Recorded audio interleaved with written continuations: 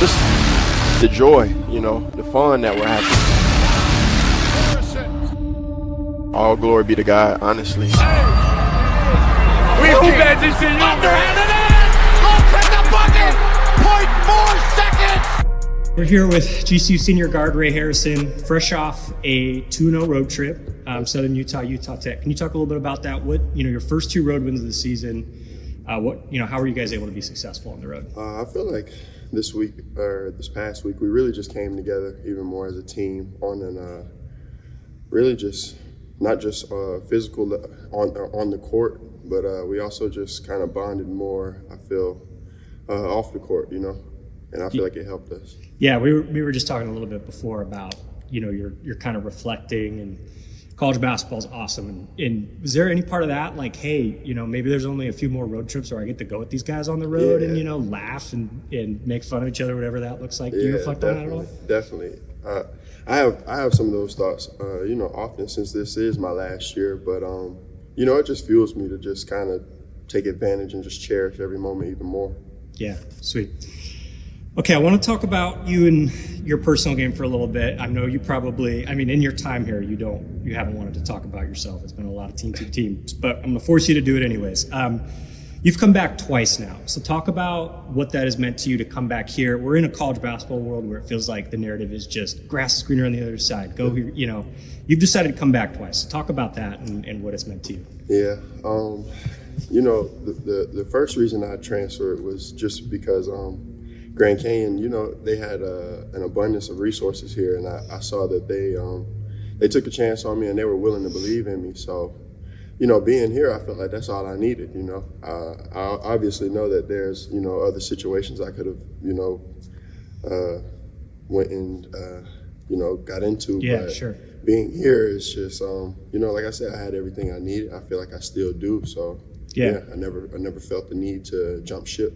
Yeah, what does it mean? You've got so many guys that are coming back this year again, right? Luke, Duke, Tyon, Simo. Is there anything of like, hey, if we're all coming back, I don't want to miss out on this. Let's go one more time. Is there any of that? Absolutely. There's always a where that comes into play, just because, we spend so much time working with each other, sweating with each other, staying in hotels with each other, going on planes with each other, just doing everything with each other, to where almost our lives and our schedules are in sync, So we're not living to like January to December like majority of people. Our years are kind of, May to May almost. And, just bonding in that way, it just kind of makes us even closer. And it won't, like, I can only speak for myself, but I know I wanted to be a part of that once more.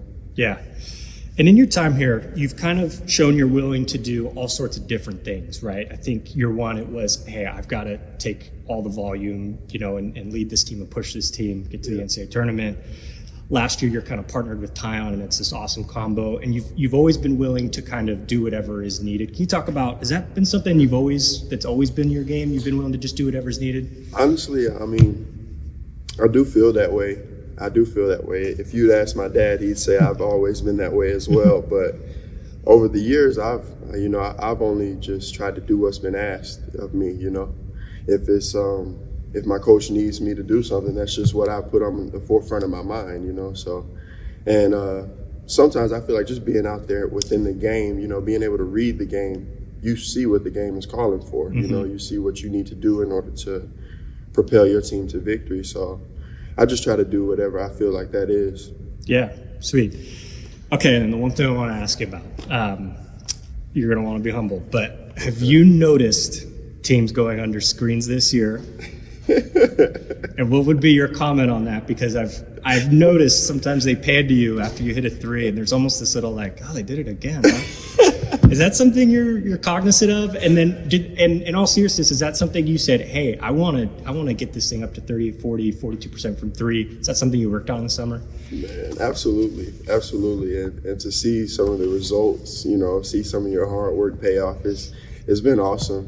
It really has. But yeah, definitely. Whenever I see a team come in with the game plan that they're gonna just disrespect me in that way, it feels good to make them pay. Sweet. Okay, let's talk about this week. Big week for you guys. I know one game at a time. I totally get that. So let's talk about Seattle in your time here. You guys have had some really good battles with them, Definitely. home and away, and in Vegas both Vegas, years. yeah.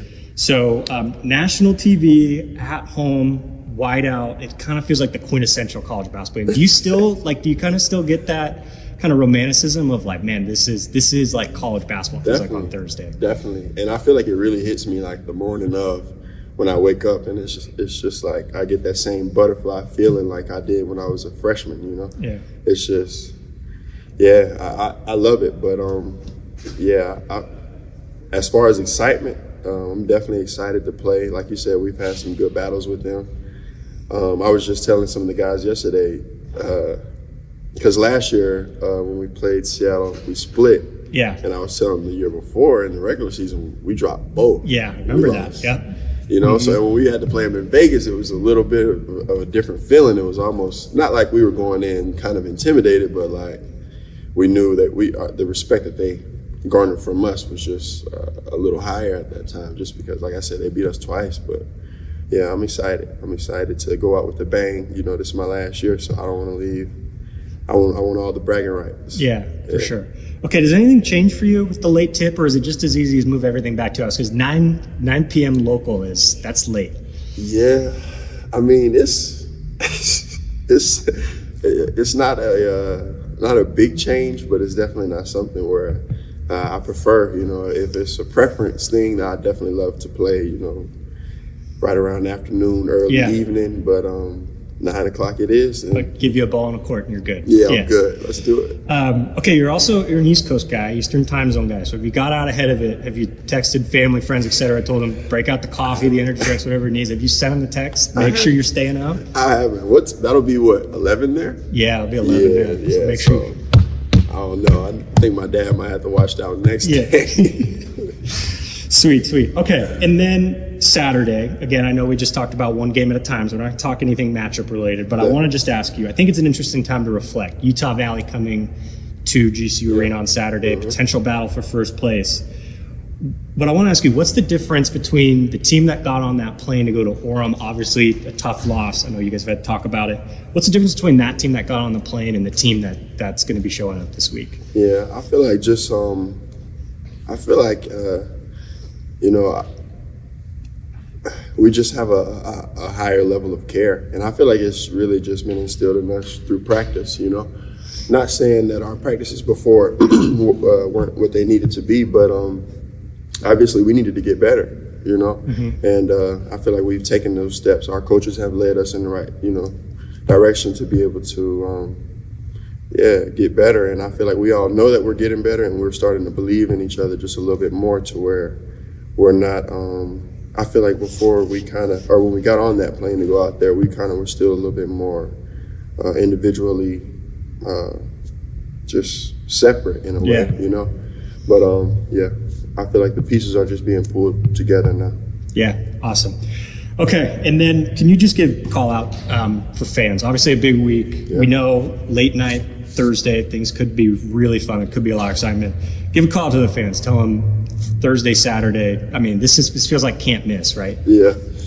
So I'm talking to the Havocs, or I'm just talking to any fans. Y'all don't want to miss this one. This will be, I feel like two good games to remember. One, you know, in Seattle, like you said, we've had a great history within these matchups, but also with Utah Valley, we just owe them, you know. So Yeah.